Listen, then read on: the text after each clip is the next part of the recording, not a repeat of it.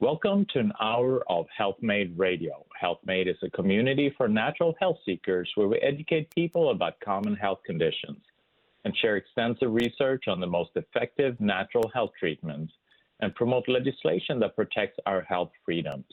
A core constant belief is an innate intelligence and healing power of the body, and if properly supported spiritually, emotionally, and nutritionally, it can find its way back to health.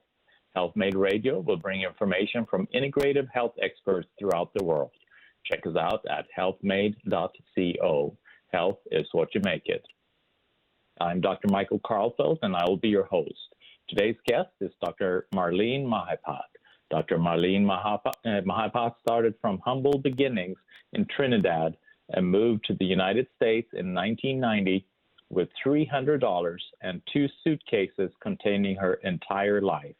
Overcoming many obstacles, which included working 3 jobs and going to school full-time, she persevered and completed her education to earn a Doctor of Chiropractic degree from Sherman College of Straight Chiropractic in 2001, and a master's degree in pharmacological sciences in the field of medical cannabis from University of Maryland School of Pharmacy. Dr. Mahipat also founded Helping Orphans Prosper Everywhere, HOPE, or HOPE, in 2006, a nonprofit human services foundation which focuses on assisting children and families in need, including the homeless, elderly, and disabled. One of her programs provides children with mentorship and educational supplies,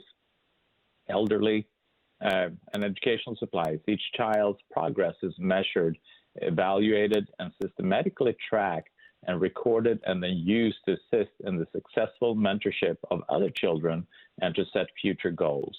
Additionally, she started People Letting Every Animal Service or Survive Euthanasia, which the acronym adds up to PLEASE, in 2006. A nonprofit pet foundation which focuses on helping otherwise healthy animals from being put to sleep, and ongoing projects to help low-income clients with food and vet bills for their pets. She has many awards that she's received over her time, and I'm not going to have time to mention all of them, but I'll just to give a flavor. Healthcare Heroes Award, Woman Making a Difference Award, Woman in Business Trailblazer Award, Citizen of the Year, Knights of Columbus, Martin Luther King Jr., Content of Character Award, Meals on Wheels Volunteer of the Year, and Chiropractor of the Year. She's been featured in the Baltimore Sun, the Baltimore Times, Chiropractic Journal, Cureleaf MD Magazine, Fox 45 News, Howard County Times, Putting Power in Your Purpose, Sebastian Daily, Sherman College Alumni, Sherman College Excels, Spice for Life, Trinidad and Tobago Mirror, Today's Chiropractor Lifestyle. Dr. Mahipat, it's such a pleasure to have you on the show. I mean, you came from not much, and you have achieved great things, and that is amazing. Well, thank you so much for having me on, and my goodness, you were reading the bio, and I'm like, who is this person? So I keep forgetting that I really have accomplished so much, and sometimes I kind of need to be reminded. So thank you so much for that, and thank you for having me. Absolutely, my pleasure. And one of the things that really struck me, I mean, especially at such a time as this, now when people are dealing with a lot of division, and some people think that we should behave in a certain way, and the ones that don't, we need to ostracize them. So we're seeing this split in community. And what I really love, what you have done is you're working hard to support community and bringing community together. What brought you to that point? I mean, what inspired you to take that step? Well, when I grew up in Trinidad, I grew up in a very small sugarcane industry, a small village. And Trinidad by itself is a very cosmopolitan island. There we have all different kinds of people from all over the world. We have different religions, and being from a small village, even if people were not related by blood, that small village mentality was almost a family atmosphere. It's sort of an extended family. So we celebrated every single religious holiday. And so, for instance, I never realized Christmas was a Christian holiday until I moved to the United States. So I never really saw much of a divide. And then when I came to the United States, and everything is so much bigger and so much grand and greater, and yet it's so big. It's like just a few fish in a huge pond, and nobody can touch each other. It's just so vast. So I wanted to create this small village atmosphere. So every little pocket of Maryland, and really throughout the United States that I visit, or wherever I go in the world, I try to create this village mentality again, because I think that we have separated ourselves so much that we have lost the connection as humans.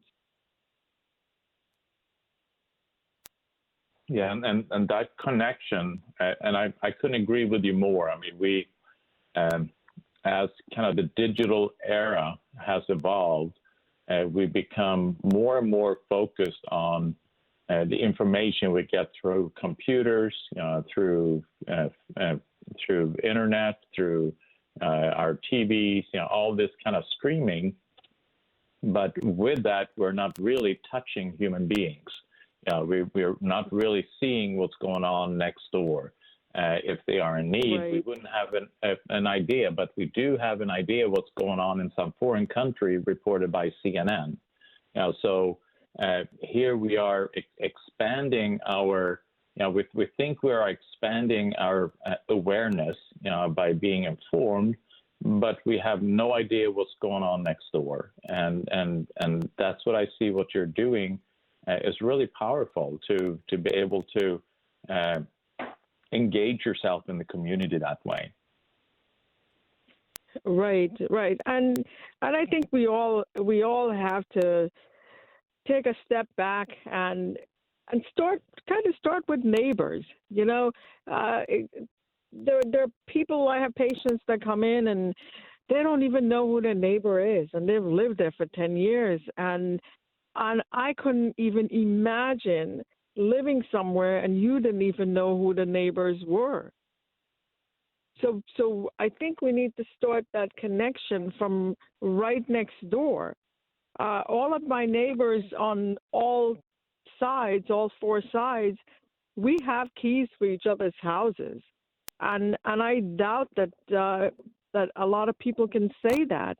And not that you have to be in everybody's business, but at the same time, you need to have this extended family type of feel, because at the end of the day, I think we're all responsible of taking care of each other.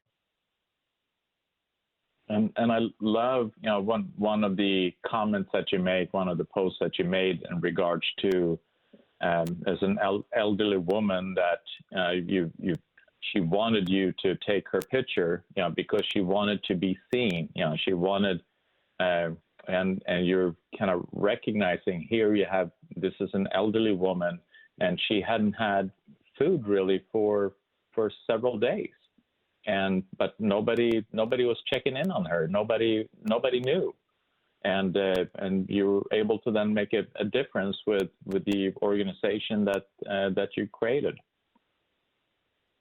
Right. And during COVID, we were so overwhelmed because the two nonprofits were never intended to be separate. I separated them into human services and one for animals, because the tendency is people that like people don't like animals, and people that like animals don't like people. So to separate it, it was easier for fundraising and grant writing, but they were never meant to be separate. So because I have the two nonprofits, the Maryland Healthcare for the Homeless and the Maryland Food Bank, throughout COVID, they have been calling us because there are people who have pets and they need groceries as well as pet food.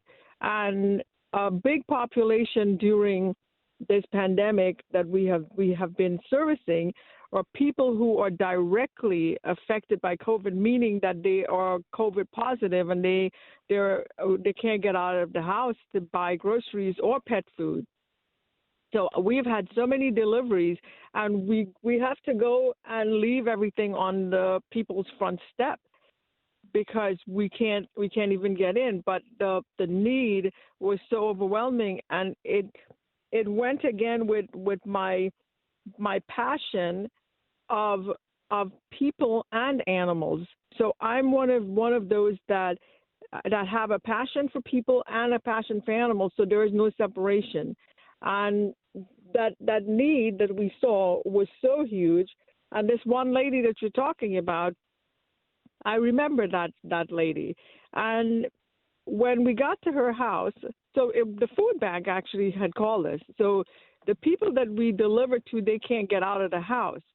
So we deliver. And I do customized groceries. So I call them and I say, give me a list of everything that you would eat, whatever brand you want, because when you go to the food bank, you get whatever they have available, and may not be stuff that you eat. So she gave me this list, and when I went, she said, come on in, and she was so warm and so welcoming. And I usually don't take pictures of people. I would take pictures of the products that we bought, that we delivered, because if we got grant money and you have to send them a report, you have to kind of show where it went. And she said, no. She said, take my picture. She said, I want to be seen. And on the table, there was this vase that had these dried up dead roses. And it looked like they were dead years ago.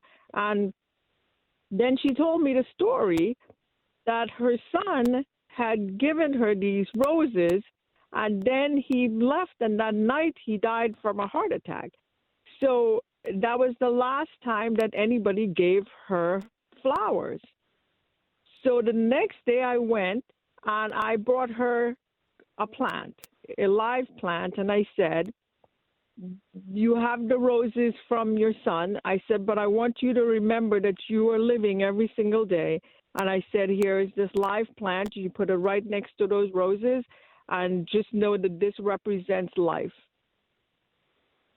I love it. And see, these are the kind of things that when you have, when you're part of somebody's life like that, and you're observant and you have conversations, that you're able to do these things. And buying a plant, obviously, you're thinking, well, it's not food, it's not clothes, it's not necessary. But for her, the mental, the emotional, the psychological benefits of that, far outweighs so many other things. And you wouldn't know if you didn't have, if you weren't there, if you didn't have that conversation. Right. And a lot of organizations, they have so many volunteers that a volunteer might have taken the food there and just drop it off. My two nonprofits are very small, and they're really pretty much 95% funded by my chiropractic office. And I am directly involved in every single event, every delivery, every person every child that we give school supply, and the mentorship program and the animal rescue. all of that, I am directly involved. When we feed the homeless, when we do toys for the children during Christmas time, and this year was probably our biggest year. We had close to 2,000 children that we gave toys to, and families for groceries. And you tend to think that you can't help, because my office was very slow, as I'm sure a lot of doctors' offices with COVID, and business was slow. And I remember going into Christmas saying, we have budget. The budget is going to cover 500 children. And then the numbers kept coming, and the numbers kept coming, and my board members were like, every year you say one number, and by the time it's all said and done, we have tripled. But we did it. Some way, somehow, we were able to do it. And it's part of this energy. If you have pure intentions, somehow I think it works out. And all of these children kind of just kept coming, but also the means kept coming to where we were able to help. Yeah, I love it, and yeah, I couldn't agree more. You know, when you set the intention with the pure heart, you know, somehow a solution is presented. Let's take a quick break. You're listening to Health Made Radio. I'm Dr. Michael Karlfeldt. I'm here with Dr. Mahipat. We'll be right back. Welcome back to Health Made Radio. I'm Dr. Michael Karlfeldt. I'm here with Dr. Marlene Mahipat. She is the founder of Helping Orphans Prosper Everywhere, HOPE, and also People Letting Every Animal Survive Euthanasia, Please.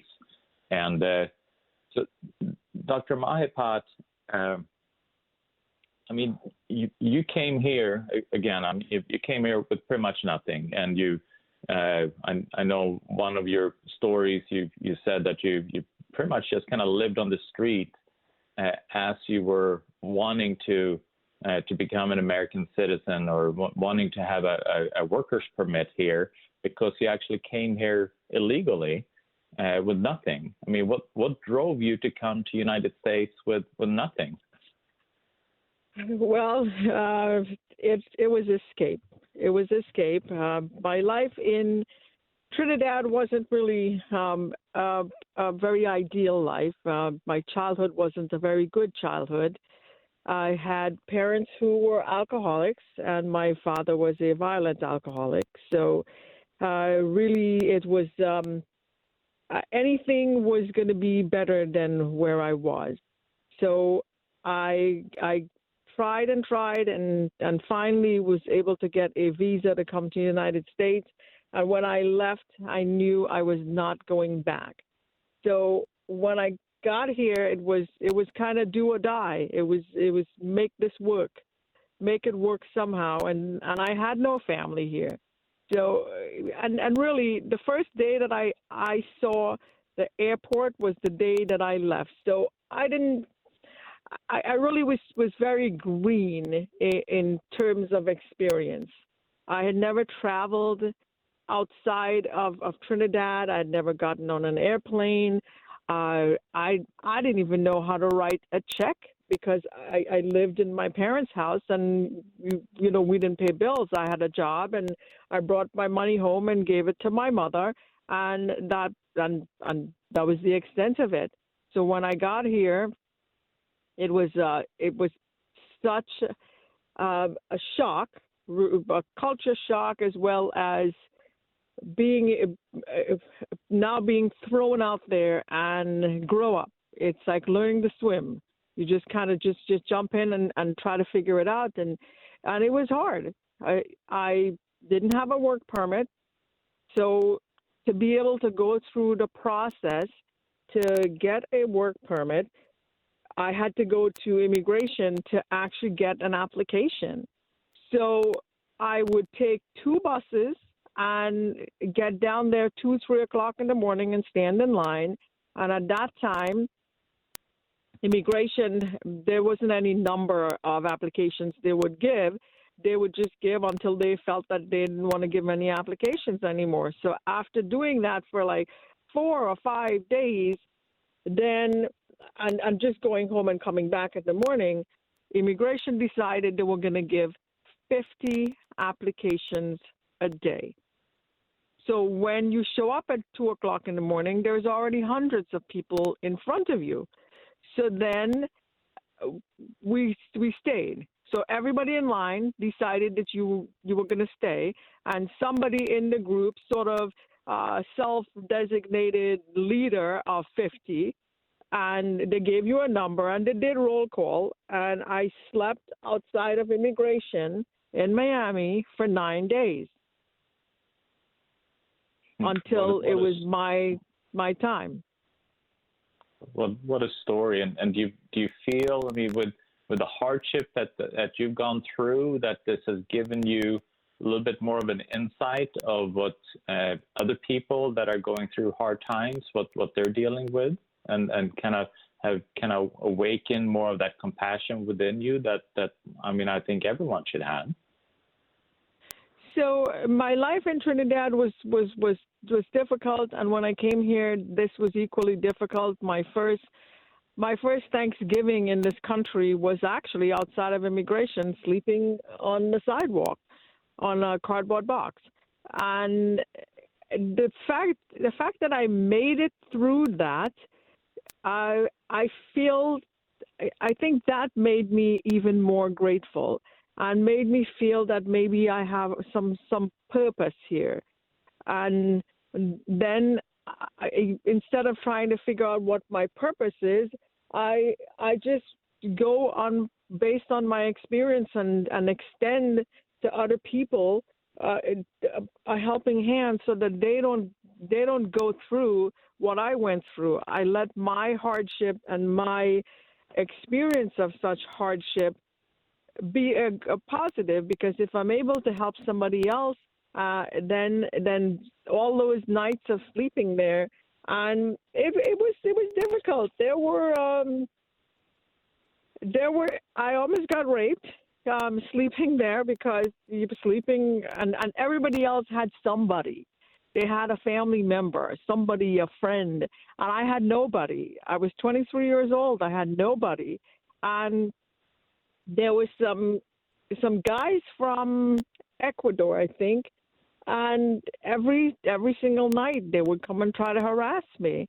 And there was this group of Pakistanis, actually it was Sikhs, there were Sikhs, and they had this little van, and they would take me and put me in the back of the van when the guys would come around. So when it was roll call, they would come and get me and say, come on, it's time for roll call. You don't want to miss your spot in line.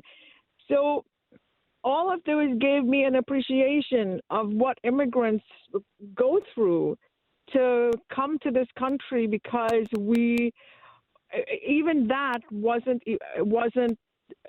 worse than what I was going through in Trinidad. And there are all these other immigrants, and actually people, United States citizens, who go from one situation to another situation, and surface-wise, we look at it and we might say, my goodness, why would you choose this? Well, you know what? We didn't know what they were running from, and what they chose now was probably better than what they left, and that was sort of my situation. Yeah. Let's take a quick break. You're listening to Health Made Radio. I'm here with Dr. Mahipat, and we'll be right back. Welcome back to Health Made Radio. I'm Dr. Michael Karlfeldt. I'm here with Dr. Marlene Mahipat. She is the founder of Helping Orphans Prosper Everywhere, HOPE, and also People Letting Every Animal Survive Euthanasia, Please. So, I mean, that's and you're absolutely right. I mean, we can't really judge people around us, and charity, shouldn't be limited to just people that we feel deserve charity, because we have no idea. I mean, at the end of the day, we're not the ones to judge, because we really don't know the full story. people seeing you there, they don't know your full story, and the people that you are helping through your organizations, the full story is not always there, and that's why as human beings we should just provide that charity and love and forgiveness, and that it becomes, the more we can support that, the more we can bring that into the world, the less division and the less hate and the less judgment that exists in the world. Right. Absolutely. Absolutely. So, yeah, go ahead. Yeah. So what are some of the stories? Obviously you can't feed everyone. So how do you deal with that? You obviously, there's only so many mouths that you can feed and you can help. How does it feel, that limitation? Obviously you want to help everybody. Well, I may not be able to help everybody in the capacity that they should be helped, but I still try to help in some small way. For the past 20 years, I eat one meal a day, just one meal. I have dinner. I have some coffee and I drink water during the day. I have one meal because my reasoning for having one meal is not that it's any diet or any weight loss, anything. It's because I will only eat if I am hungry. I decided years ago I will eat only if I'm hungry, because if I am not hungry and I am eating, there are all these animals and all these people in the world who are hungry and they don't have food. So in some sort of way, this is honoring people who are hungry. I myself, sometimes I will go 2 days without eating because I was not hungry. It has to be that I am hungry. Also, by only eating one meal, then I save money from the 2 meals I didn't eat. So then when I feed the homeless, it's almost like I shared my food in some sort of a way, because the money I saved, I used this to feed people. That's wonderful. That's beautiful. And do you have, you shared the story, the elderly lady. Are there some other stories that really touch your heart and really kind of reinforce the importance of what you're doing? There are quite a few stories, but there was this one story that I'm thinking about right now. There was this lady who had called, and it was a Friday, and I was done this whole week. I was just so tired, and she said she needed groceries and she needed pet food. She had this little dog, and the little dog's name was Happy. And Happy was, I could hear him in the background, and he was this yippy, happy little boy. So it was not a great section of Baltimore. So I had a driver, somebody I got to go with me, and we drove down there. And she came out, and she got the groceries and the food, and she said, "This bag of dog food is so heavy. Can you just help me bring it up?" So yeah, we did. We took it up in her house. The lady actually was deaf. She could not hear properly. She couldn't read lips, and she was deaf. We got into the house, and her dog was just barking and barking and barking. She had left the gas on. The stove blew out, and the dog was barking. So this was not even a service dog. This was just a dog. And that dog meant so much to her, not just that she loved the dog, but that dog was actually her ears. So if I wasn't able to do this, and if she had to give up her dog because she couldn't afford to feed the dog, that would be a tragedy. Yeah, yeah, and again, I mean, it's you're seeing the dog food, and you're thinking, well, it was just a dog, and you're struggling to feed yourself, so why should you also feed a dog? But then you're seeing the importance and of looking at the whole picture instead of making a quick judgment, and really understanding the world of the individual. Right. And once again, if I didn't go myself and actually just take the time to learn a little bit about these people, you don't have to find out all of their personal business, but just observation. That this was so important for her to have this dog and have this dog in her life. And she moved to North Carolina, and I still keep in touch with her. And her dog, Happy, passed away a couple of years ago. And her health has declined so much, even though she is living with her daughter. Her health has declined because this dog was much more to her than just looking at it as it was just a pet. Yeah. This was her lifeline. Yeah, exactly. And this was the reason, I take it, that you initially had both organizations, together. There was just one organization, because it is hard to separate the two, because supporting the pets then support the individuals and vice versa. Right, absolutely. And there's another story. Right outside my office window, the back window, there's an apartment complex. So a couple of years ago, I saw this dog, and even in the middle of winter, middle of summer, this dog is out on this balcony. And now I'm interested as to what is going on. Is this dog being abused? It's cold. What is this dog doing there? So I go to the apartment complex, and I asked them, and I said, there's such and such, and of course they don't want to get involved. So I go, and I was so nervous to knock on this lady's door, just nervous to knock on the. Well, I didn't know it was a lady. I didn't know who it was. But I went and knocked on the door, held my breath, and this lady came, and I said, the dog, I said, there's a dog outside. I said, is that your dog? I said, and she was very standoffish at first, because obviously somebody's coming to your door and you don't know who it is, and now they're telling you that you have your dog out on the porch. But I didn't approach that way. I always come from an angle of no judgment and just an angle of love. And I said, I see the dog over there, and I said, this is a beautiful dog.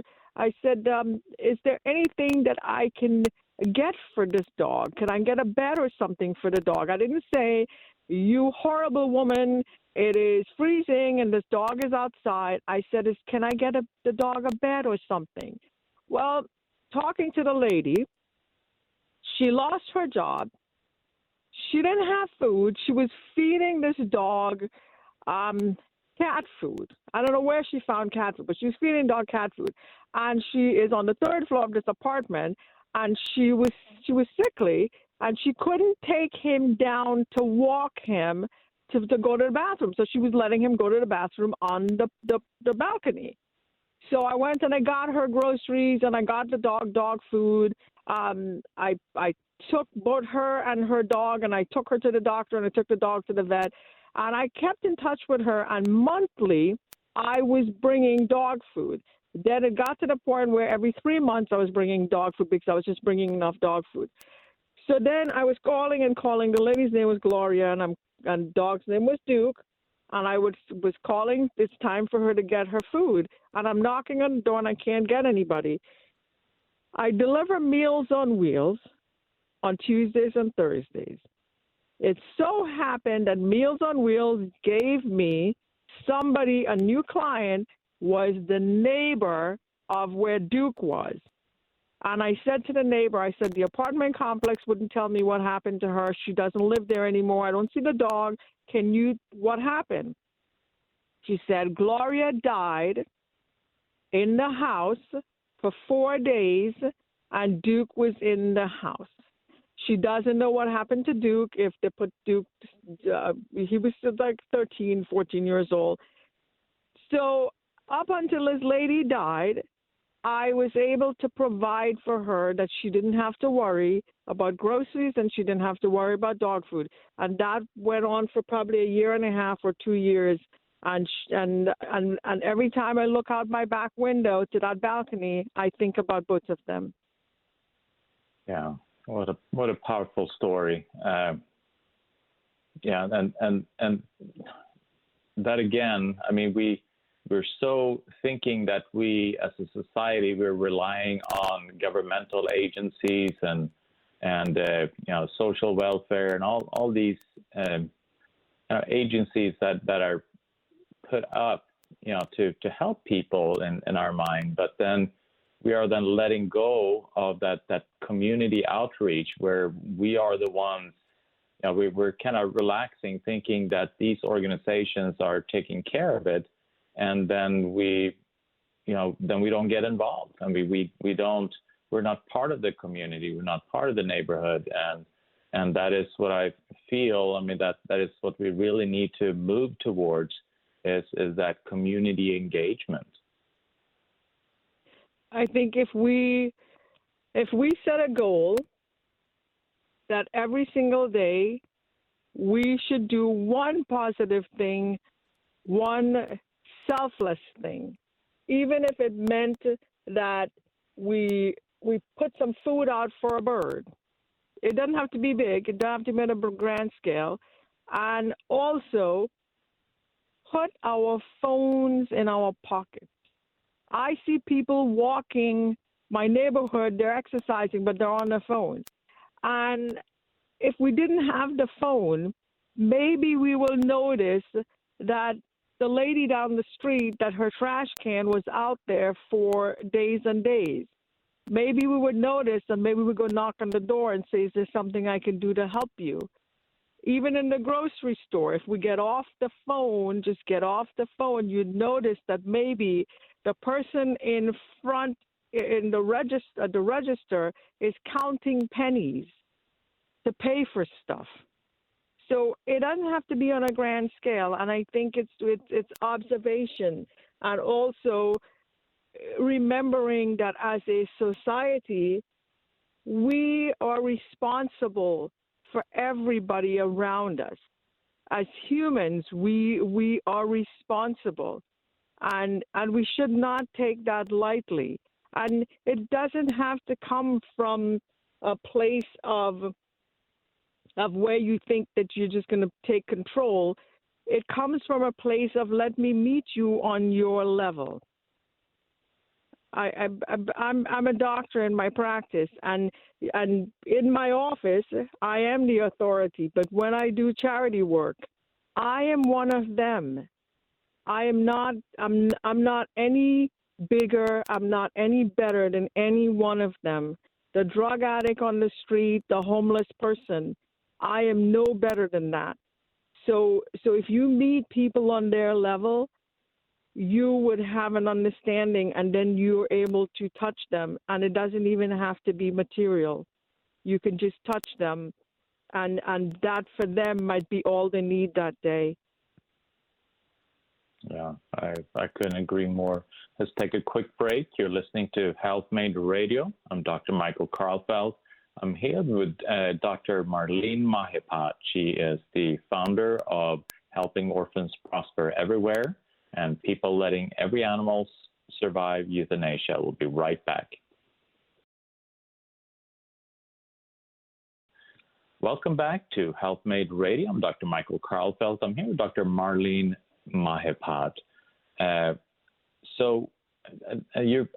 loved how you were talking about that we may not need to do something big all the time, but just doing something and making sure you touch somebody's life, on a daily basis, or some animal, some human, or making something better, in that day. So what are some other advice that you can give, for people that are listening and they're wanting to reach out into the community and be part of the community and make sure that the people around them are better off and supported and nurtured? What's some advice that you could give them to be able to take that step? I would say start your day off with no judgment.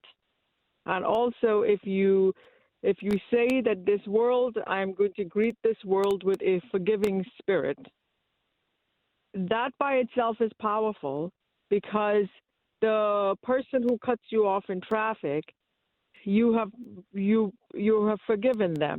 So now you're not giving the middle finger, driving past them. And so then that didn't escalate into something. And reach next to you. Sometimes you're sitting at a seminar or something or church, and they say, reach and touch the person right next to you. Well, you have neighbors. You have people in the grocery store. You have people in your circle. You have coworkers. And like I said, you don't have to be intrusive and try to get into their business, but just that act of kindness. Bring the neighbor's trash can in. Take their trash out if you see it ready to go out. A kind word. So it doesn't even have to be material things, because I know a lot of people may not have a lot themselves, but you know what? We have our heart. We have that. We have kind words, and I think just by that, it doesn't have to be material things. Yeah, and like you mentioned, somebody on the street, maybe it's the biggest impact may not be the money. The biggest impact may be just that there's somebody that is on their level and care for them and have a heart and touch them, just being there present with them. And have a conversation. You have a conversation with them and make them feel human again. Yeah, exactly. Well, Dr. Mahipat, I mean, it's such a powerful story, and I think that now more than ever, with all the fear that's going on with the last couple of years with this pandemic, that it becomes even more important. I mean, what have you seen changed these last couple of years? I mean, have you seen people becoming more isolated, more challenged? What have you seen change?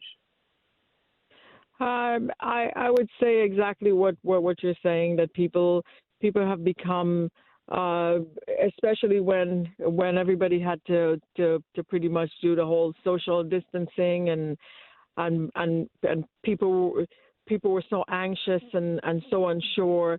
And I don't know about other parts of the country, but here in Baltimore, there are more people who have started using drugs again, people who hadn't drank for years. There are people who I know personally who hadn't drank in years and started drinking again because life was just so unsure.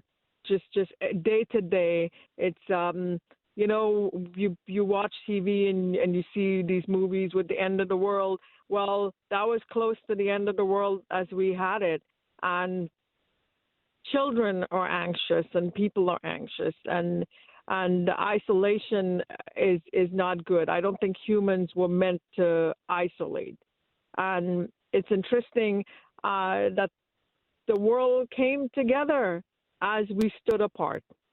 So the whole world did the social distancing. So if that could bring us so close together that we were able to do this, we were able to love each other.